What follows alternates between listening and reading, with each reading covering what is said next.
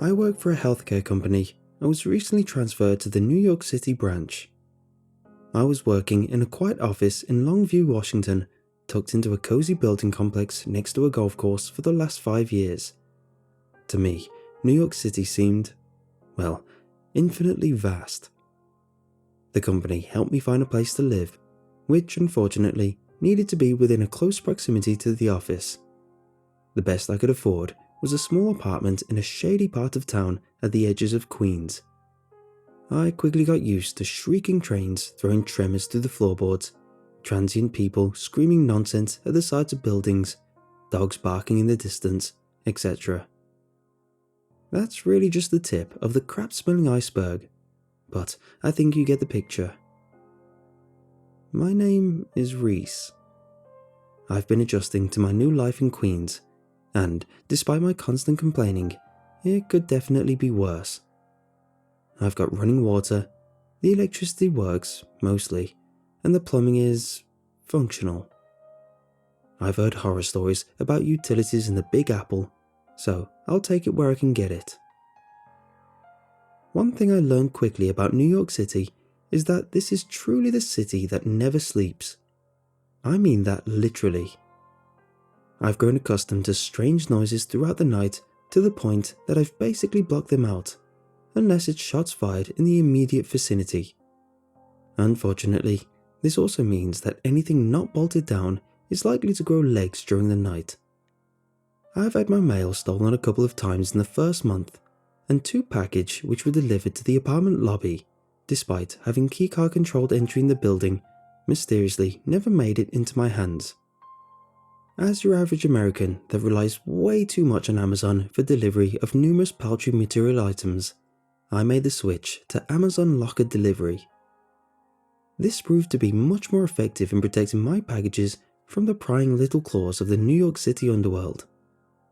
The nearest locker was tucked inside a Rite Aid, just a little past a mile down the road. I didn't have a vehicle of my own and relied on the train to get me to work. I had to hoof it whenever I got that delivered to locker text on my phone. It wasn't catastrophic, but alas, inconvenient. I was yearning for something a little closer. 2 weeks ago, I was finishing up a new purchase on Amazon. A laptop charger and a pen. You know, boring work stuff. Instead of defaulting to the Rite Aid locker as it always did, I got the option to select a new, closer locker. I lit up at the address, located only 3 blocks from my apartment. I chose it as the shipping location and placed my order, smiling. The locker was curiously named Dimos. Something about it tugged at the back of my brain though. I couldn't sleep well that night. In the dark of my room, I pulled out my phone as a train rumbled through the night somewhere nearby, sending vibrations through my bed frame. I quickly did a Google Map search of this new locker, Dimos, or rather, where Dimos was allegedly located. In Street View, it looked like some faceless brick buildings and some dead cars parked in the street, an old graffiti-spangled alley on one side of the road. Strange, if the locker was there, I wasn't sure where it'd be hiding. There were no shops or anything nearby. You know Amazon though, they might have slapped one down overnight. They can do anything, right? A few days later, I got the text that my package had been delivered to the locker. For reasons I can't explain, I felt anxious at the notification. It wasn't excitement. It was instead an indistinct dread. After I got home from work, I walked the few blocks to where Dimos should be. Just as Google had predicted, there were some old brick buildings and an alley. A plastic grocery bag lazily tumbled across the street. I checked the fogged out windows in the building on the corner, but it seemed to be empty inside. The other building's windows were boarded up. I double-checked my phone to make sure I was in the right place. Finally, I groaned in frustration and walked back to my crappy apartment. I called Amazon support on the walk back. I explained the situation to the rep on the other end. After a pause, the rep told me she could not find any locker in a system called Dimos, and that I should check the spelling. She could see my order. She could see that it was delivered, but when she checked the location it was delivered to, her computer crashed. Eventually, she offered to resend the same items to another location. I picked the damn Rite Aid. Ugh, wasted time. The next night, I was sitting in front of the TV watching retro commercials on YouTube. I realized the rabbit hole I was tumbling into and checked on the time. 1:23 a.m. Christ, it was late. I shut everything down and headed to bed. As if prompted, as soon as all the lights were out, my phone buzzed with a new notification. I hoped it was a text from Jess, one of my co-workers I've been chatting up lately. No, it was a notification text from 262966. Reminder, your package with 2 items is ready to be picked up from Amazon Hub Locker, Deimos. Chills. I was filled with a flash of curiosity and fear all at once. It was Friday, so no work tomorrow. I didn't feel tired. Perhaps a late night walk was in order. Still, my neighborhood was no walk in the park, even in broad daylight. At night, it was much more akin to a demilitarized zone. Still, I was too curious to just sleep it off. My heart was fluttering at the anticipation of going on the mission to find the mysterious locker, Deimos. I knew Amazon often installed lockers in 24-hour establishments, and sometimes outdoors. If I had just overlooked it the first time, and it really existed, there was a chance I could secure the package that night. My laptop was dead, and it would be nice to finally charge it again. Before I knew it, I was outside in the humid July air with a hoodie throwing a shadow over my face. I had sweatpants on despite the warm night and running shoes. I checked my phone. 1:47 a.m. I had anticipated the transient population to be lurking in the shadows, but it seemed dead outside. There were no cars in sight. Fluorescent orange street lamps slapped spotlights onto the sidewalks and drenched the shadows in a burnt, sickly colour. The ambient sounds of the city droned away somewhere in the direction of Manhattan. I didn't waste time. Right away, I jogged in the direction of Deimos. Just an average jogger, nothing to see here. But I felt like a damn anomaly. It's not like I was doing anything suspicious. Still, I felt like a standout nonetheless. Was it because I knew there was no actual Deimos and the mission was foolish? Or was it because, deep down, something about the whole situation was wrong somehow? Either way, I wanted to be there and back. Mostly the back part. In fact, pretty quickly, I regretted even heading outdoors and wanted to just go home. But by this point, I was back at the alleged destination point, the delivery spot, the word of Deimos. I felt compelled to at least take another look around, see if I'd missed anything the first time through. I dug in my surroundings: drab brick buildings, deceased cars, an alley tattered out with spray paint tags, some plywood covered windows. But this was the night version, so all these things seemed much more imposing and unsettling now. This was the wrong neighborhood to be kicking around in at this time of night. Behind me, I heard a bottle plinking to the ground, followed by an upturned trash can. I spun on my heels to see a feral cat tear the hell out of there. Yep, that was enough to send my heartbeat spinning out of my chest again. The street was silent, but I certainly felt like I was not alone there. I could swear the slurred whispers of strange people were oozing out of the shadows between the buildings, but it was probably just my heart in my ear. I produced my phone and headed towards the graffiti alley with the flashlight turned on. I waded through an ankle-high heap of old newspapers and cardboard waste. It smelled fetid and mouldy here, like a rotted-out basement. I pulled up my sweatshirt to cover my nose. The tangy scent of bum urine penetrated the fabric and made my eyes water. I then noticed a 90-degree turn at the end of the alley. It was nearly invisible due to the low light and worn state of the brickwork. I peeked around the right to see a heavy-looking steel door, painted blue. A sterile yellow LED was perched above the door, shining down upon it like a museum display. Both the door and the light seemed relatively new compared to the dilapidated approach. I hesitated to try the door, of course, but I cast my objections aside, drew a deep breath, and tried the door handle. Locked. Well, that was simple. Time to bloody go. I suddenly realized where I was and wanted absolutely nothing to do with it. I am honestly not sure how I convinced myself to come here in the first place, in the wee hours of the morning, to try and find a locker that clearly didn't exist. It was as if I awoke from a fugue state and my rational brain reminded me I needed desperately to go home and sleep it all away. I took a step back to leave and was just turning around when a small yellow keypad illuminated itself on the wall next to the door handle. On top was a tiny LED screen. Must have been motion activated.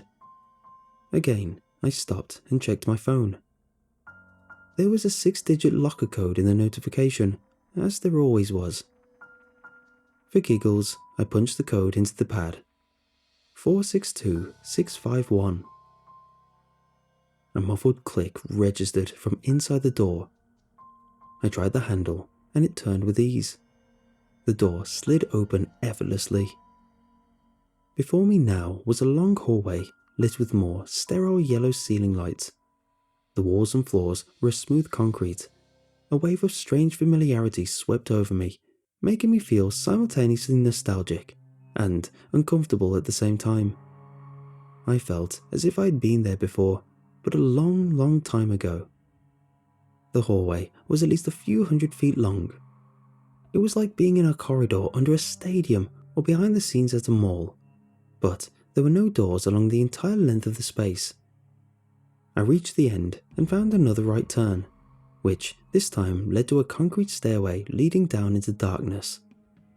Heavy dread was replaced by heavier dread, but the curiosity remained. I tried the flashlight to see if it would penetrate the bottom of the stairs. I could see a hallway that led into more darkness. Of course, I could also turn and run.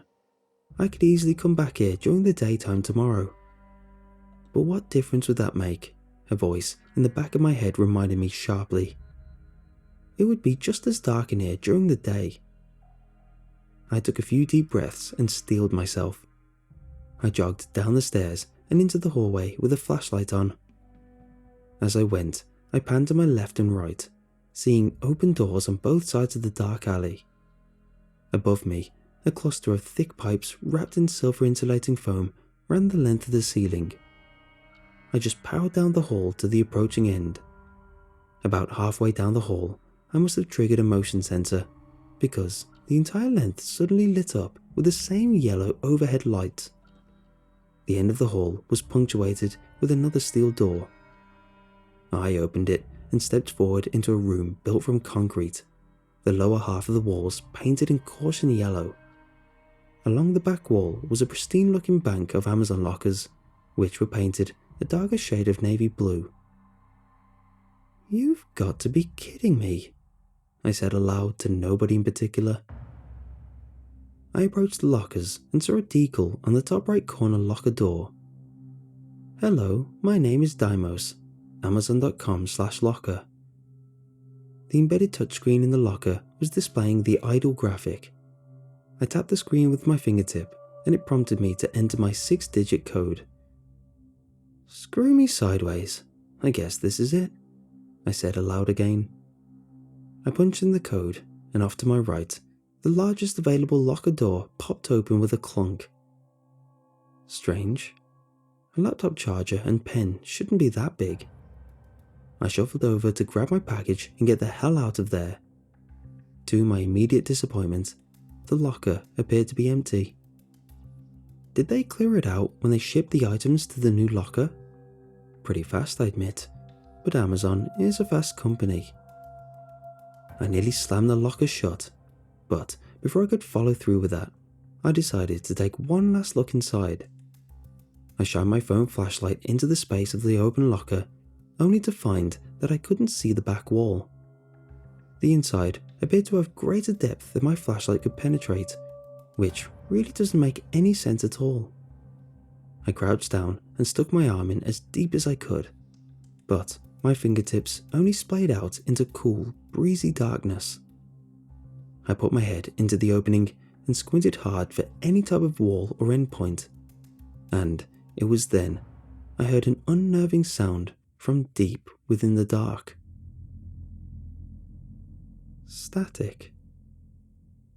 Echoing up from somewhere below, it was like the static you would hear on an old TV set or when your antenna couldn't tune to a particular station. It was faint, but definitely there. I felt the same wave of nostalgia and familiarity sweep over me once more, and again it was mixed with that unsettling feeling of dread. Suddenly, I lost my balance as if my center of gravity shifted, and I pitched forward but through the locker. It was as if I phased through the solid surface and into the wall. I tumbled into darkness. I could see a flash of light where the opening to the locker was, spinning away rapidly. I was falling into nothingness. This is how I die. I braced for impact and expected to hit the ground hard, but the impact didn't come. Then I opened my eyes. After a moment of nauseating disorientation, I found myself laying on my back on a dingy tan Berber. The smell of wet carpet and mildew filled my senses. Sitting up, I noticed a flowery yellow wall treatment papering the room. Off-white popcorn ceilings were accentuated with dull, yellow fluorescent lights that hummed at an unpleasant frequency. And there it was again, that feeling of awful nostalgia. It was like I'd been there before, but not in a good way. It was like that uncomfortable evening you spent at your distant relative's house for dinner when you really didn't want to, or that fluttery anxiousness of sitting in the dentist's waiting room knowing they were planning to drill. I got up quickly and assessed the situation. "I need to get out of here, right now," I announced to the empty room. There was an opening to another room on my right, and I headed there first. My head pounded. I took in deep breaths of the stale air to attempt to stave off total panic. I could see doorless openings to other rooms, which all looked the same.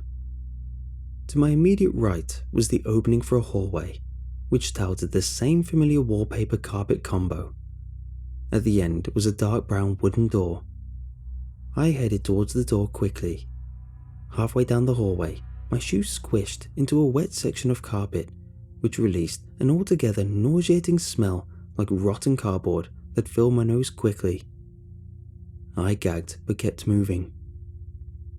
I glanced rapidly into the openings to the other rooms as I approached the closed door, and to my horror, there were seemingly endless halls and rooms, and nearly all identical but different only in their size, depth, and number of doorways. Some had brown metal wall heaters near the floor, or a blue plastic school chair sitting in the corner or occasionally laying in its side. One room in the distance seemed to have a wooden dresser of some type. There seemed to be large wet spots in various random places in the carpet. Was it this place? I reached the end and flung the wooden door open wildly, confirming I was now entering panic mode. The door smashed into the wall and the handle embedded itself into the drywall. The next area was another long hallway, like a stale hospital corridor. I saw the same humming fluorescent yellow lights running the length of the ceiling, but these ones buzzed much louder and more terribly than the last ones. The floor here was shiny white tiles, speckled with black flecks like French vanilla ice cream. There were many doors in this hallway, but they were all closed. Each door had a brown plaque featuring a letter and number. There didn't seem to be any rhyme or reason to the designations. A6, H22, F9, etc. When I entered this hallway, the door slammed shut behind me so hard it rattled my bones. I pulled my phone out to find there was no service here. My battery was also on its last legs. To conserve power, I turned the phone off. Who knows how long I'd be here? I started trying the door handles, all of which were locked. I tried them all, just to be sure. I was halfway through the hallway when I first heard the sound. It was that distant static again, coming from somewhere, like a detuned radio or an old TV. There were hints of a voice mixed in, like someone talking, but it was unintelligible.